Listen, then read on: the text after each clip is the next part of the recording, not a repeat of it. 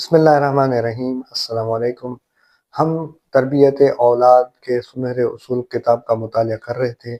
आज उस किताब में से आपके सामने हम दूसरा उसूल जो है वो बयान करेंगे। दूसरा उसूल जो है तरबियत औलाद का वो है कि आप अपने वालिदैन के साथ नेकी करें। एक हदीस में है कि अगर कोई अपने वालिदैन के साथ नेकी करता है तो उसकी औलाद भी जो है उसके साथ नेकी करती है, क्योंकि ये दुनिया जो है मकाफ़ात अमल है। जैसा आप अमल करेंगे वैसा ही आपको नतीजा देखना पड़ेगा। हदीस में है कि वालिद का बेटे के लिए बेहतरीन तोहफ़ा ये है कि वो उसकी अच्छी तरबियत करे।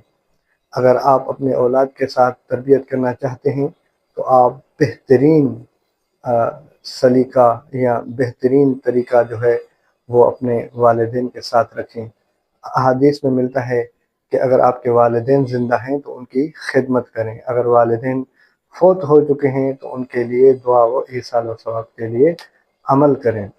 और एक और हदीस में है कि बेहतरीन शोहर वो है जो अपने वालिदैन के साथ नेकी वाला बर्ताव करे। अस्सलामु अलैकुम व रहमतुल्लाहि व बरकातहू।